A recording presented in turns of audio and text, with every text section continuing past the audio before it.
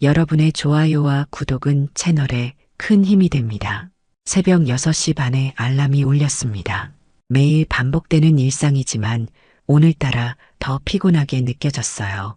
12년째 계속되는 워킹맘의 삶이니까 이제는 익숙해져야 할 텐데 나이가 들수록 몸이 더 힘들어지는 것 같았습니다.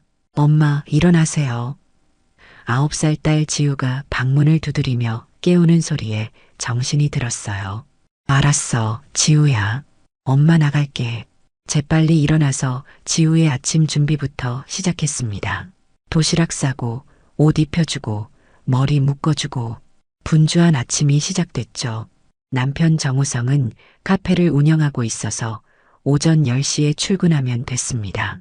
그래서 아침 준비는 거의 내가 도맡아서 하고 있었어요. 여보, 지우 학교 보내고 출근할게. 응, 조심히 다녀와. 우성이 이불 속에서 대충 대답했습니다. 지우를 학교에 데려다주고 회사로 향하는 지하철 안에서 문득 생각해봤어요. 언제부터 이렇게 기계적으로 살게 됐을까? 결혼 초기에는 서로 배려하고 챙겨줬는데 이제는 각자 역할만 하는 것 같았습니다. 회사에서는 영업지원팀 10년차 대리로 일하고 있었어요. 업무량도 많고 책임감도 무거웠지만 그래도 집에서만 있는 것보다는 사회생활이 좋았습니다. 소연 씨, 이 자료 좀 정리해 주실 수 있어요? 동료 윤지영이 부탁했을 때 흔쾌히 도와줬어요. 지영 언니, 요즘 어때? 결혼 생활 만족스러워? 점심시간에 지영이 물어봤을 때 잠시 생각해 봤습니다. 글쎄, 그냥 평범하게 지내고 있어. 평범하다는 게 좋은 거야. 요즘 이혼하는 사람들 많잖아. 저녁 7시에 퇴근해서 집에 도착하니 우성이 지우와 함께 저녁을 준비하고 있었어요. 이상했습니다. 평소에는 내가 올 때까지 기다리곤 했는데 말이에요. 벌써 저녁 준비했네? 응, 지우 배고프다고 해서. 더 이상한 건 우성의 태도였어요. 여보, 고생 많았어. 어서 씻고 와서 먹자. 평소보다 다정한 말투였습니다. 언제부터 이렇게 친절했나 싶었어요. 지우야, 엄마한테 인사해. 엄마, 오늘 하루 어땠어요? 저녁을 먹으면서 우성이 갑자기 말을 꺼냈어요. 여보, 이번 주말에 친정 한번 다녀와. 갑자기 왜? 그냥 어머니께서 오래 못 보셨잖아. 나는 지우랑 집에서 놀 테니까 편하게 다녀와. 정말 의외였어요. 평소 우성은 내가 친정에 가는 걸 별로 좋아하지 않았거든요. 지우 돌보기 힘들 텐데 괜찮아? 뭐가 힘들어? 우리 딸인데.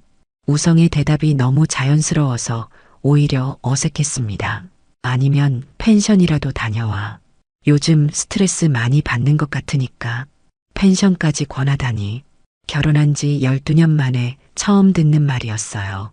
정말 괜찮아? 물론이지. 가끔은 혼자만의 시간도 필요하잖아. 그날 밤 잠자리에 들면서 계속 우성의 말이 생각났어요. 왜 갑자기 이렇게 배려심이 많아진 걸까? 혹시 미안한 일이라도 생겼나? 아니면 정말로 내가 힘들어 보여서 그런 건가? 여러 생각이 머릿속을 맴돌았습니다. 다음 날 아침에도 우성의 친절함은 계속됐어요. 여보, 커피 타줄까? 괜찮아. 내가 할게. 그래도 내가 해줄게. 앉아있어. 이런 우성의 모습이 낯설기만 했습니다. 지우를 학교에 데려다 주면서 물어봤어요. 지우야, 아빠가 요즘 어때? 좀 다른 것 같아요. 뭐가 다른데? 전에는 게임만 하셨는데 요즘은 저랑 놀아주세요. 지우도 아빠의 변화를 느끼고 있었나 봅니다. 회사에서 지영에게 말했어요. 언니, 우리 남편이 요즘 이상해. 어떻게? 갑자기 너무 친절해졌어. 펜션도 다녀오라고 하고. 좋은 거 아니야? 남편이 챙겨주는데. 그런데 왠지 어색해. 혹시 뭔가 미안한 일이 있어서 그런 건 아닐까? 지영의 말에 가슴이 철렁했어요. 설마 그런 일은 아니겠죠? 하지만 갑작스러운 변화에는 분명 이유가 있을 텐데. 그날부터 우성의 행동을 더 자세히 관찰하게 됐습니다. 주말이 되자 우성이 다시 펜션 이야기를 꺼냈어요. 여보, 정말 이번 주말에 펜션 다녀와. 예약까지 해놨어. 어디에? 춘천 쪽 조용한 곳이야. 1박 2일로 다녀오면 기분 전환될 거야. 벌써 예약까지 해놨다니 정말 의외였습니다. 지우는 어떻게 할 거야? 내가 돌볼 거야. 주말에 지우 친구들도 만나고 그러면 되잖아. 평소 같으면 지우 돌보기 힘들다고 했을 텐데 오늘은 달랐어요. 정말 괜찮겠어? 괜찮다니까. 어서 짐 싸. 결국 펜션에 다녀왔는데 혼자 있는 시간이 좋긴 했어요. 오랜만에 여유를 갖고 생각할 수 있었습니다. 우성이 왜 갑자기 이렇게 배려심이 많아졌는지, 뭔가 숨기는 게 있는 건 아닌지 여러 가지 의심이 들기 시작했어요. 펜션에서 돌아온 후 우성의 행동을 더 주의 깊게 지켜봤습니다. 그런데 정말 이상한 점들이 보이기 시작했어요. 평소보다 옷차림에 신경을 쓰고 새로운 향수도 뿌리고 있었습니다. 새로운 향수네. 응, 카페에서 손님들 만나니까 좀 신경 써야지. 핸드폰 사용도 부쩍 늘었어요. 예전에는 거실에서 대충 놔두곤 했는데 요즘은 항상 손에 들고 다니더라고요. 화장실 갈 때도 잠들 때도 핸드폰을 챙겼습니다. 요즘 핸드폰을 왜 그렇게 자주 봐? 카페 일 때문이야. 단골 손님들이 메시지 많이 보내거든. 학부모 모임에도 자주 참석하기 시작했어요. 전에는 그런 거 별로 안 좋아한다며 빠지곤 했는데 말이에요. 오늘도 학부모 모임가? 응, 지우 교육에 대해서 이야기하는 거니까 참석해야지. 갑자기 교육에 관심이 많아진 것도 신기했습니다. 어느 날은 우성이 화장실에서 핸드폰을 깜빡하고 나왔어요. 잠시 망설였지만 호기심을 참을 수 없어서 살짝 들여다봤습니다. 화면이 켜져 있었는데 메신저 알림이 여러 개 와 있었어요. 이름들을 보니 모두 여자 이름이었습니다. 여보, 핸드폰 화장실에 두고 나왔어. 재빨리 핸드폰을 건네주며 말했어요. 아, 고마워. 우성이 핸드폰을 받아들고는 급하게 확인하는 모습이 심상치 않았습니다. 며칠 후 지영과 점심을 먹으면서 이야기했어요. 언니, 우리 남편이 요즘 정말 이상해. 어떻게? 갑자기 옷차림에 신경 쓰고 향수도 뿌리고 핸드폰도 항상 챙기고 그거 좀 수상한데? 학부모 모임도 자주 나가고 전에는 그런 거 귀찮아 했는데 혹시 거기서 누군가 만나는 건 아닐까? 지영의 말에 가슴이 뛰기 시작했어요. 설마 그런 일은 아니겠죠? 소연아, 혹시 모르니까 조심해서 지켜봐. 요즘 남자들이 다 그래. 설마가 사람 잡는다고. 나는 네가 걱정돼서 하는 말이야. 그날 밤 우성을 다시 유심히 봤어요. 저녁 먹으면서도 핸드폰을 자주 확인하고 메시지가 오면 미소를 지으면서 답장을 보내더라고요. 누구랑 연락해? 카페 단골들이야. 새로운 메뉴 추천해달라고 하네.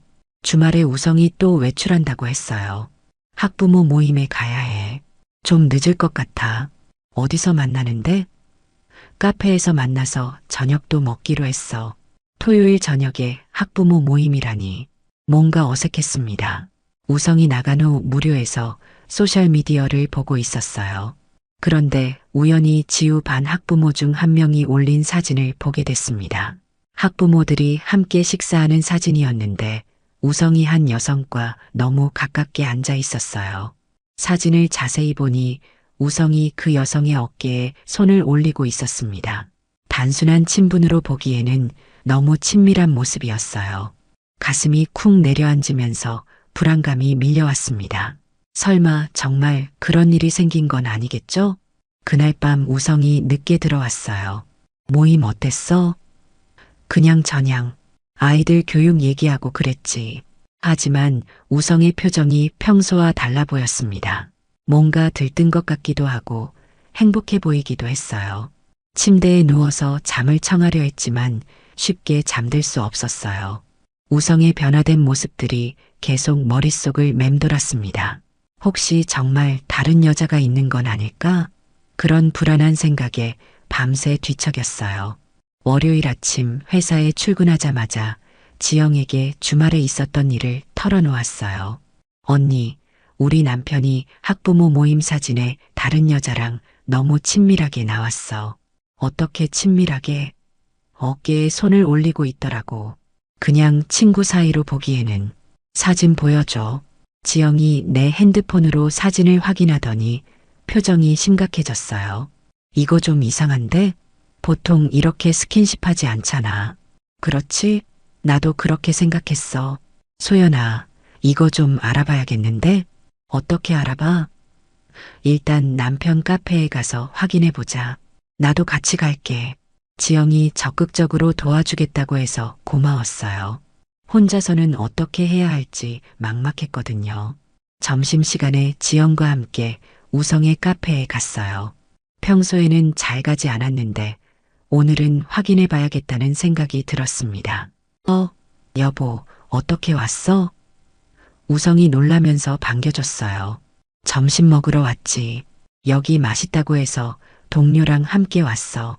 카페 안을 둘러보니 손님들이 꽤 많았어요. 대부분 여성 손님들이었고 그 중에는 사진에서 봤던 그 여성도 있었습니다. 저 여자 지우 반 엄마 아냐? 지영에게 작은 소리로 물어봤어요. 맞는 것 같은데? 남편이랑 너무 자연스럽게 대화하네. 우성이 그 여성에게 커피를 가져다 주면서 뭔가 속삭이는 모습이 보였어요. 그 여성도 우성을 보며 웃고 있었습니다. 단순한 사장과 손님 관계로 보기에는 너무 친밀해 보였어요.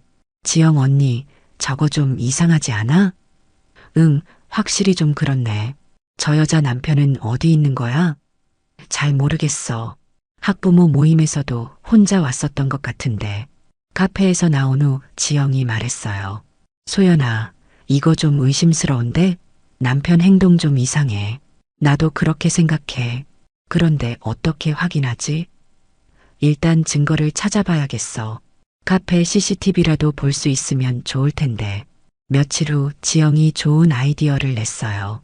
소연아, 내가 아는 사람이 카페 인근에 가게를 하고 있어. 그 사람한테 부탁해서 CCTV 일부만 봐볼까? 그게 가능해? 한번 시도해보자. 이런 건 확실하게 알아야 해. 지영의 도움으로 우성의 카페 근처 상점의 CCTV 일부를 볼 수 있었어요. 며칠치 영상을 확인해 보니 정말 충격적인 장면들이 나왔습니다. 우성이 그 여성과 카페 밖에서 포옹하는 모습, 손을 잡고 걷는 모습까지 모두 찍혀 있었어요.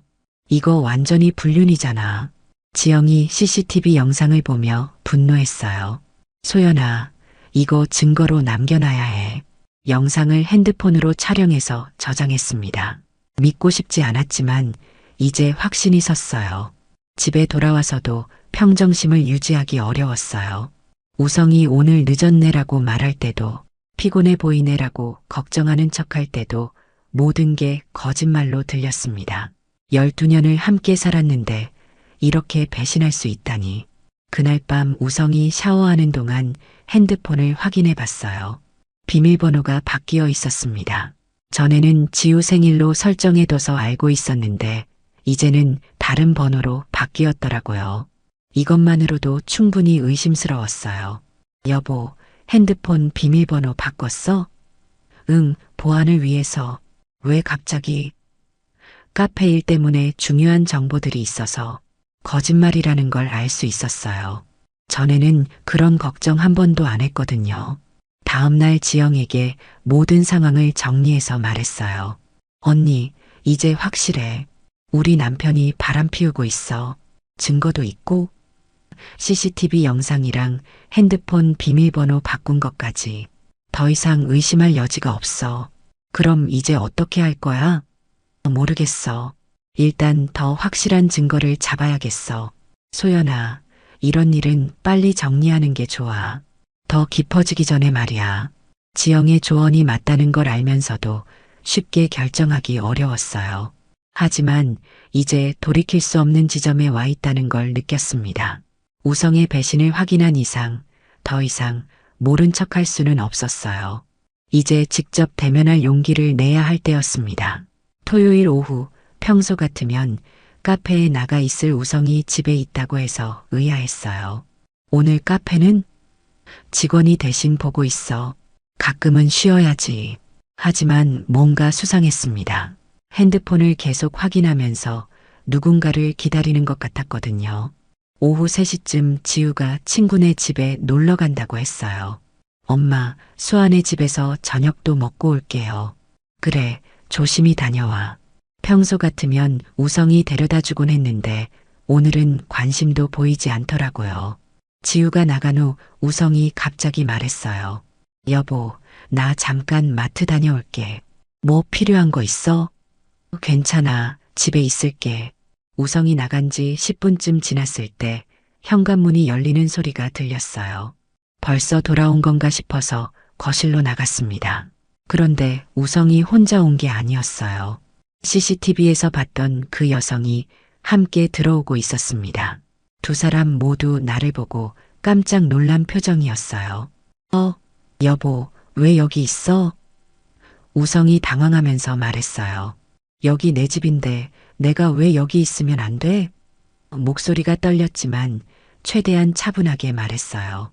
그 여성은 뒤로 한 걸음 물러서면서 어쩔 줄 몰라 했습니다. 안녕하세요. 어색하게 인사하더라고요. 이 여자는 누구야? 직접적으로 물어봤을 때 우성이 말을 더듬었어요. 그냥 카페 단골이야. 메뉴 상담하러 온 거야. 집에 와서? 카페가 시끄러워서 변명이 앞뒤가 맞지 않았어요. 그 순간 그 여성이 우성에게 다가가서 팔짱을 끼는 모습을 봤어요. 오빠, 그냥 솔직하게 말해요. 오빠라고 부르는 것도 충격이었지만 그 친밀한 행동이 모든 걸 말해주고 있었습니다. 정우성, 이게 뭐야? 이제 더 이상 참을 수 없었어요. 여보, 잠깐. 설명할게. 뭘 설명해? 내 집에 다른 여자 데려와서 설명할 게 뭐가 있어? 목소리가 점점 커졌습니다. 그 여성이 말했어요. 죄송해요.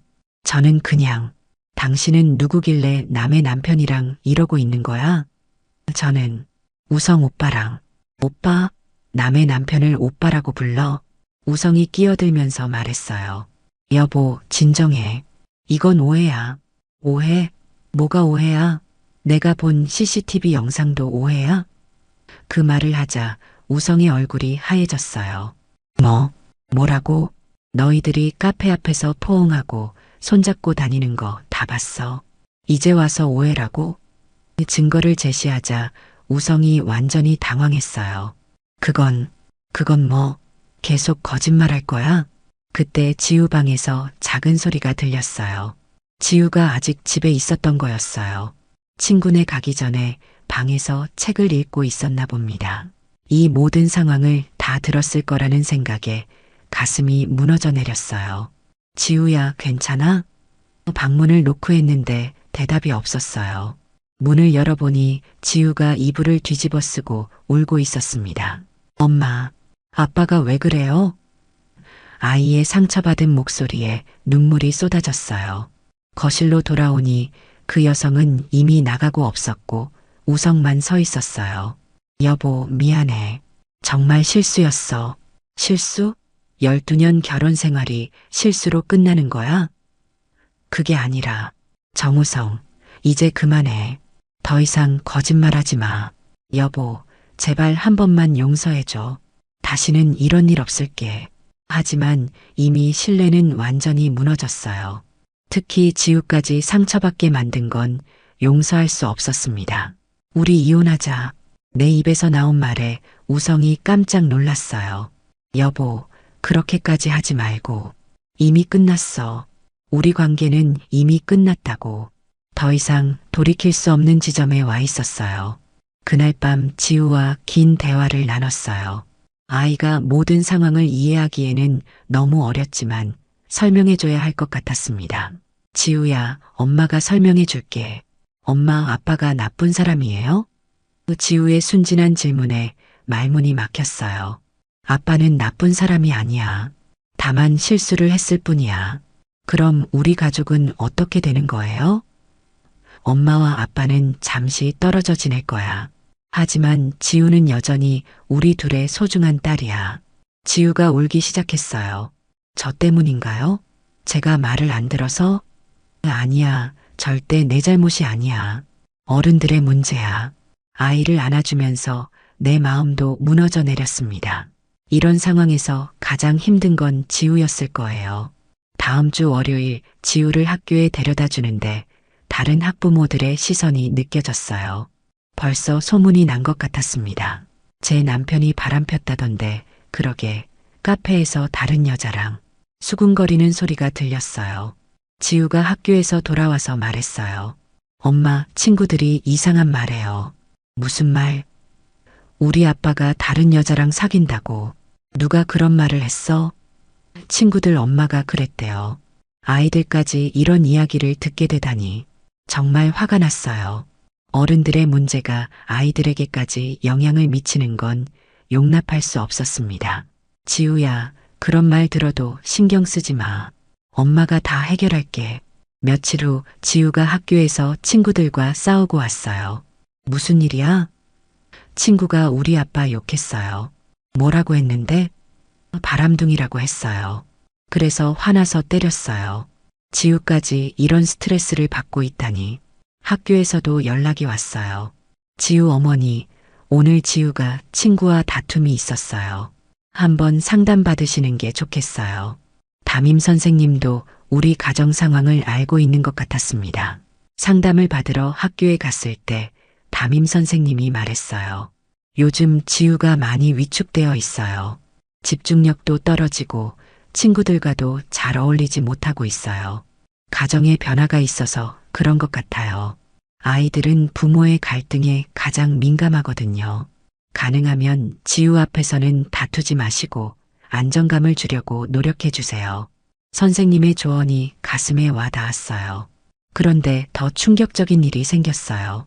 누군가 우성과 그 여자의 사진을 소셜미디어에 올린 거였습니다. 얼굴도 선명하게 나와 있었고 불륜 현장이라는 제목까지 달려 있었어요. 순식간에 많은 사람들이 공유하기 시작했습니다. 지영이 전화로 알려줬어요. 소연아, 너희 남편 사진이 인터넷에 떠돌고 있어. 빨리 확인해봐. 사진을 보는 순간 정말 화가 났어요. 이제 동네 사람들은 물론 모르는 사람들까지 우리 일을 알게 된 거였습니다. 누가 이런 사진을 올린 거야? 카페 단골 중 한 명이 찍어서 올린 것 같아. 댓글 보니까 다들 분노하고 있어. 사진 아래 댓글들을 보니 정말 악플들이 가득했어요. 저런 남자는 사회에서 매장시켜야 한다. 불쌍한 아내와 아이들. 지우도 이 사실을 알게 됐어요. 친구가 보여줬나 봅니다. 엄마, 사람들이 우리 아빠 사진 보고 있어요. 지우야, 신경 쓰지 마. 금방 지나갈 거야. 하지만 아이의 상처는 깊어져만 갔어요. 그날 밤 지우가 물어봤어요. 엄마, 저는 나쁜 아이인가요? 왜 그런 말을 해? 아빠가 나쁜 일을 했으니까 저도 나쁜 아이인 것 같아요. 절대 그렇지 않아. 지우는 아무 잘못이 없어. 그럼 왜 친구들이 저를 피해요? 사람들이 오해하고 있는 거야. 시간이 지나면 다 괜찮아질 거야. 하지만 정말 괜찮아질 수 있을까요? 이미 너무 많은 사람들이 알고 있었고 지우까지 상처받고 있었어요. 우성에게 전화를 걸었어요. 당신 때문에 지우까지 고생하고 있어. 이제 정말 끝내자. 여보, 조금만 시간을 줘.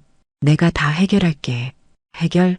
이미 인터넷에 다 퍼진 상황을 어떻게 해결한다고? 그건 우리 빨리 이혼 절차 밟자. 지우를 더 이상 이런 상황에 두고 싶지 않아. 더 이상 미룰 수 없었어요. 지우의 상처가 더 깊어지기 전에 모든 걸 정리해야 했습니다. 다음 날 바로 변호사 사무실을 찾아갔어요. 지영이 추천해준 가정법 전문 변호사였습니다. 안녕하세요. 이혼 상담받고 싶어서 왔어요. 네, 앉으세요. 상황을 설명해 주시겠어요? 남편의 불륜 사실과 가지고 있는 증거들을 모두 보여줬어요. CCTV 영상, 소셜미디어 사진, 그리고 현장에서 목격한 상황까지. 증거가 아주 확실하네요. 이 정도면 위자료와 재산 분할에서 유리한 위치에 설 수 있어요. 상간녀에 대해서도 소송을 걸 수 있나요? 물론입니다. 불법 행위로 인한 정신적 피해에 대해 손해배상을 청구할 수 있어요. 이 경우 3천만 원 정도는 받을 수 있을 것 같은데요. 변호사의 설명을 들으니 마음이 조금 정리됐어요. 양육권은 어떻게 되나요? 남편이 유책 배우자이고 아이가 어머니와 함께 생활하는 걸 원한다면 양육권은 당연히 어머니에게 갈 거예요. 이혼 소장을 작성하면서 정말 우리 결혼이 끝나는구나 하는 실감이 났어요. 12년간의 결혼 생활이 한 장의 서류로 정리되다니 슬프기도 했지만 한편으로는 후련하기도 했습니다. 우성에게 이혼 소장을 전달했을 때 우성이 말했어요. 여보, 정말 이렇게까지 할 거야? 이미 결정한 일이야. 서명해. 양육권만은. 지우는 내 딸이기도 해. 지우를 생각했다면 애초에 그런 일을 하지 말았어야지. 재산 분할은 포기할게. 대신 양육권만. 안 돼. 지우는 나와 함께 있을 거야. 우성이 재산까지 포기하겠다고 했지만 양육권만큼은 포기할 수 없었어요. 지우에게는 안정적인 환경이 필요했거든요. 상간녀 박미정에게도 손해배상 소송을 걸었어요. 김미정 씨, 법원에서 뵙겠습니다. 내용 증명을 보낼 때 정말 속이 시원했어요. 우리 가정을 파괴한 데 대한 대가를 치르게 만들고 싶었거든요. 며칠 후 박미정에게서 전화가 왔어요. 죄송해요. 제가 잘못했어요. 소송은 취하해 주시면 안 될까요? 안 됩니다. 이미 변호사에게 맡겼어요. 제발요. 저도 이혼하게 됐어요. 더 이상 괴롭히지 말아주세요. 그건 당연한 결과죠. 남의 가정을 파괴했으니까. 정말 죄송해요. 우성 씨가 먼저 접근했어요. 그것도 변명이에요. 거절할 수 있었잖아요. 더 이상 들어줄 말이 없었어요.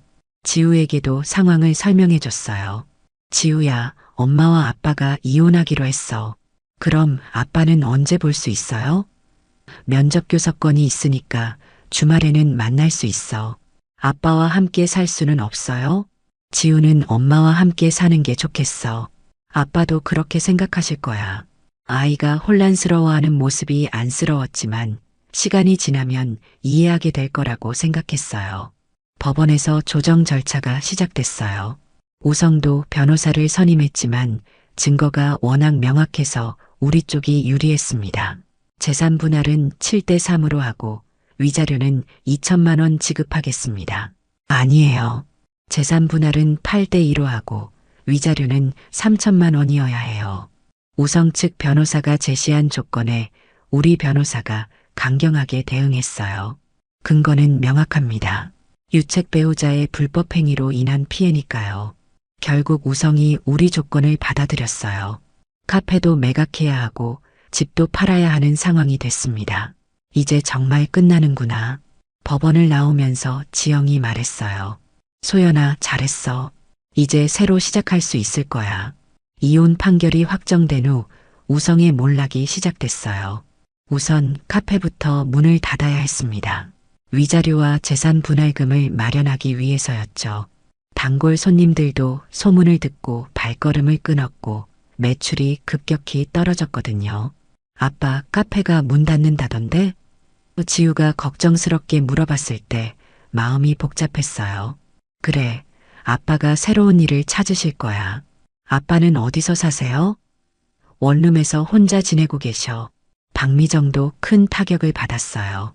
남편에게 이혼당한 건 물론이고 다니던 직장에서도 잘렸다고 들었습니다. 소문이 퍼져서 동네에서 살기 어려워졌다고 하더라고요. 자업자득이야. 지영이 말했을 때 나도 동감했어요. 법원에서 박미정에게 3천만 원 배상 판결이 나왔어요. 판사님, 그 돈을 어떻게 마련해요? 박미정이 법정에서 울면서 말했지만 판사는 냉정했습니다. 불법 행위에 대한 당연한 결과입니다. 우성이 마지막으로 찾아왔어요.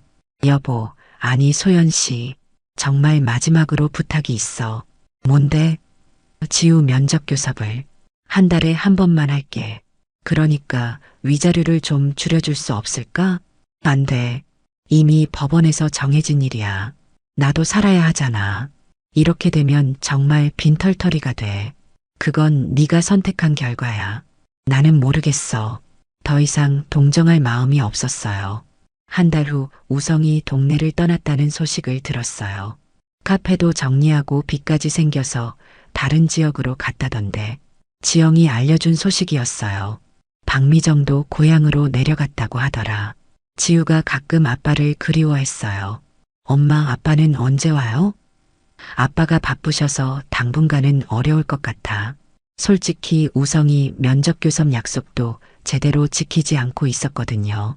한번 와놓고는 연락이 뜸해졌어요. 아빠가 저를 싫어하는 건가요? 지우의 말에 가슴이 아팠어요. 아니야, 아빠는 지우를 사랑해. 다만 지금 어려운 상황이셔서 그래. 하지만 정말 그런지 확신이 서지 않았어요. 동네 사람들의 시선도 많이 바뀌었어요. 처음에는 수군거렸지만 이제는 오히려 동정적이었습니다. 소연 씨 정말 고생했겠어. 잘 견뎌내셨네요. 이제 홀가분하시겠어요. 학교에서도 분위기가 달라졌어요. 담임 선생님이 지우가 많이 안정됐어요 라고 말해주시더라고요. 처음엔 힘들어했는데 요즘은 밝아졌어요.